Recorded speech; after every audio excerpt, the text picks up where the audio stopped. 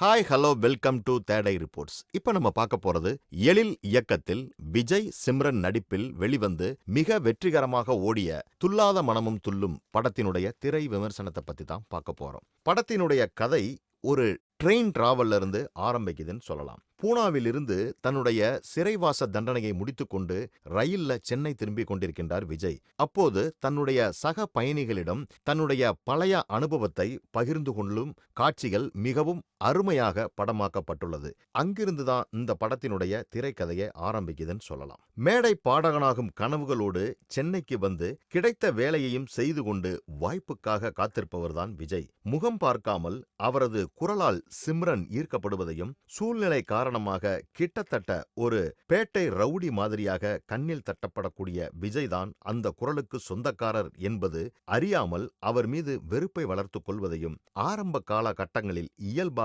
சொல்லிவிருக்கின்றார் இயக்குனர். அறிமுக இயக்குனர் எழில் சிம்ரனினுடைய பார்வை பறிபோக விஜய் காரணமாகி விடுவதையும் பின்னர் அவரையே தன் வீட்டில் தங்க வைத்து விஜய் சேவகம் புரிவதையும் செயற்கைத்தனம் இல்லாமல் சொல்லியிருக்கின்றார் என்றே நாம் சொல்லலாம். தனது கிட்னியை கொடுத்து கிடைக்கக்கூடிய பணத்தில் சிம்ரனினுடைய கண் ஆபரேஷனுக்கு விஜய் ஏற்பாடு செய்வது, பார்வை கிடைக்கக்கூடிய சமயத்தில் சந்தர்ப்ப வசத்தால் பூனா ஜெயிலில் விஜய் அடைபடுவது, தண்டனை முடிந்து திரும்ப வரும்போது அவரை சிம்ரன் விரட்டி அடிப்பது என்று கடைசியில் தன் அபிமான பாடகர்தான் விஜய் என்பது தெரிந்தும் கட்டிப்பிடிப்பது என்று பின்பாதியில் எல்லாமே 2 2 4 என்கிற சிம்பிள் கணக்கு, இடுப்பை வளைத்து டான்ஸ் ஆடி காதல் வசனம் பேசி காலம் தள்ளிவிட்டு போக முடியாத படிப்பு, முழு நடிப்பு திறனை வெளிப்படுத்த வேண்டிய சவாலான பாத்திரம் விஜய்க்கு கொடுத்துள்ளார் இயக்குனர். அந்த சவாலை வெற்றிகரமாக சமாளிக்கிறார். குறிப்பாக அம்மா இறந்த தகவல் வந்ததும் டாய்லெட்டுக்குள் சென்று தனிமையில் கதறி அழக்கூடிய காட்சிகள் பார்க்கக்கூடிய ரசிகர்களை மிகவும் நெகிழ வைக்கிறது என்றே நாம் சொல்லலாம்.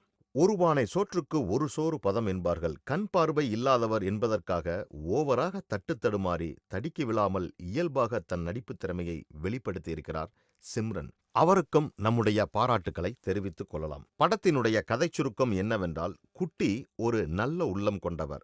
ஆனால் துரதிர்ஷ்டவசமான சம்பவங்கள் அவன் காதலிக்கக்கூடிய பெண்ணை சந்திக்கும் போதெல்லாம் அவனது முரட்டுத்தனமான பக்கத்தை சித்தரிக்க முனைகின்றன. ஒரு வினோதமான சம்பவம் அவர்களை நெருக்கமாக்குகிறது, இன்னும் அவர்களை ஒதுக்கியே வைக்கின்றது. மணி நடத்தும் ஆடியோ கடையில் வேலை பார்த்து கொண்டே குட்டிக்கு பாடகராக வேண்டும் என்று ஆசை. அவரது பாடல்கள் ஒரு கல்லூரி மாணவி ருக்மணியால் பாராட்டப்படுகின்றன. மேலும் ஒவ்வொரு முறையும் அவரை சந்திக்க விரும்பும்போது சூழ்நிலைகள் அவரை ஒரு இடைநிலை கூறுகளாக முன்னிறுத்துகின்றன. ருக்மணியினுடைய கண் பார்வை இழக்க அவனும் காரணமானவன். அதற்காக வருந்துகின்றான். அவர் அவளை நேசிக்க தொடங்குகின்றார். மேலும் ருக்மணியின் மீது கொண்ட அன்பின் வளர்ச்சியை பற்றி தனது தாய்க்கு தொடர்ந்து கடிதம் எழுதுகிறார். அவனுடைய தாய் இறந்ததும் அவள் தன் கண்களை ருக்மணிக்கு வழங்குகிறாள். கண்மாற்று சிகிச்சைக்கான செலவை சமாளிக்க குட்டி தனது சிறுநீரகத்தை புனேயைச் சேர்ந்த பணக்காரரிடம் கொடுக்கின்றார். வீடு திரும்பும்போது கவனக்குறைவாக வெடிகுண்டுகளை உருவாக்குவதில் உடந்தையாகி அவர் கைது செய்யப்படுகின்றார். IAS படித்த ருக்மணிக்கு பார்வை திரும்பியதும் கலெக்டராகி விடுகின்றார். குட்டி அவளை தொடர்பு கொள்ள முயலும்போது அவள் மனதில் இன்னும் ரவுடி எலமெண்டாகவே இருக்கின்றான் குட்டி. ருக்மணி என்ற ருக்கு கல்லூரி மாணவி. குட்டி தங்கியிருக்கும் பகுதிக்கு புதியவர். மேலும் குட்டியினுடைய குரலை கேட்டதும் அவர் அவரது ரசிகையாகி அவரை தேடி அவரது திறமையை ஊக்குவிக்க முடிவு செய்கின்றார். இருப்பினும் ருக்கு எப்போதும் எதிர்மறையான சூழ்நிலையில் குட்டியை பிடிக்கின்றாள். அவன் குட்டி என்று தெரியாமல் அவன் ஒரு ரவுடி என்று அவள் உணர்ந்ததால் அவன் மீது வெறுப்பு வளர்கிறது. ஒரு முறை குட்டி பிட்பாக்கெட் அடிக்கும்போது ருக்குவினுடைய கல்லூரிக்கு பிட்பாக்கெட்டில் பின்தொடர்கின்றார். செயல்பாட்டில் அவர் தவறுதலாக ஒரு ஆசிட் பாட்டிலை தரையில் விடுகின்றார். இதனால் ஆசிட் பாட்டில் விழுந்த இடத்தில் ருக்கு பார்வையற்றவராக மாறுகின்றார். ருக்கு குருடனாக மாறியதற்கு அவன்தான் காரணம் என்று தெரிந்தும் குட்டி திகிலடைகின்றான். திருத்தம் செய்ய அவன் அவளுடன் நெருங்கிய தோழனாக மாறவும் அவளுக்கு எல்லா வழிகளில் உதவும் முடிவு செய்கின்றார். விரைவில் இருவருக்கும் இடையே காதல் மலர்கிறது. குட்டியினுடைய தாய் இறந்ததும் குட்டி தன் கண்கள் தானம் செய்யப்பட்டதை அறிந்து கொள்கிறாள். அவர் தனது தாயினுடைய கண்களால் ருக்குவின் கண் பார்வையை மீட்டெடுக்க அறுவை சிகிச்சைக்கு ஏற்பாடு செய்யவும் முடிவு செய்கிறார். ஆனால் அந்த அறுவை சிகிச்சையினுடைய விலை மிக அதிகமாக இருப்பதால் பூனேவைச் சேர்ந்த தனது தந்தைக்கு சிறுநீரகத்தை தானமாக வழங்க ஒரு சீக்கியரினுடைய வாய்ப்பை அவர் ஏற்றுக்கொள்கிறார். 40,000 அறுவை சிகிச்சைக்கு பணம் கொடுத்துவிட்டு குட்டி தனது சிறுநீரகத்தை தானம் செய்ய பூனே செல்கின்றார். சென்னை திரும்புவதற்காக ரயில் நிலையத்தில் காத்திருக்கும் போதுதான் தீவிரவாதியாக கட்டமைக்கப்பட்டு கைது செய்யப்படுகின்றார் குட்டி.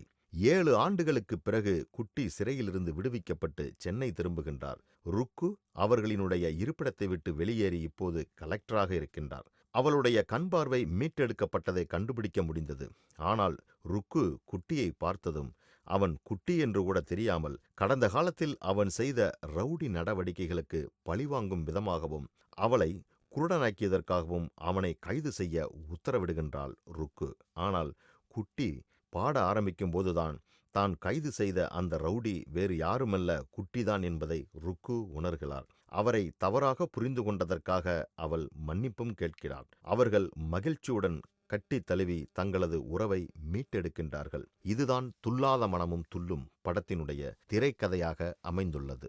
துள்ளாத மனமும் துள்ளும் 1999களில் விஜயினுடைய சிறந்த 20 படங்களில் இத்திரைப்படமும் நம்பர் 1 இடத்தை பிடித்தது என்பதில் எல்லளவும் ஐயமில்லை என்றே சொல்லலாம். இத்திரைப்படம் ஒரு மிகப்பெரிய பிளாக் பஸ்டர் ஃபேமிலி என்டர்டெய்னர் என்றால் விஜய் உண்மையிலேயே தனக்கென ஒரு சொந்த மார்க்கெட் பங்கை பெற்றிருக்கிறார் என்றே நாம் சொல்ல முடியும். துள்ளாத மனமும் துள்ளும் மாநிலம் முழுவதும் பல திரையரங்குகளில் 100 நாட்கள் ஓடிய ஒரு மிகப்பெரிய வெற்றி திரைப்படம் என்றே நாம் சொல்லலாம். தற்பொழுது மீண்டும் ரீரிலீஸ் ஆகி மக்கள் மனதில் ஒரு மிகப்பெரிய வெற்றியை கொண்டு வரும் என்பதில் எல்லளவும் ஐயமும் இல்லை. இந்த மாதிரி சினிமா செய்திகளை உடனுக்குடன் தெரிந்து கொள்ள தேர்ட் ஐ ரிப்போர்ட்ஸை பாருங்க.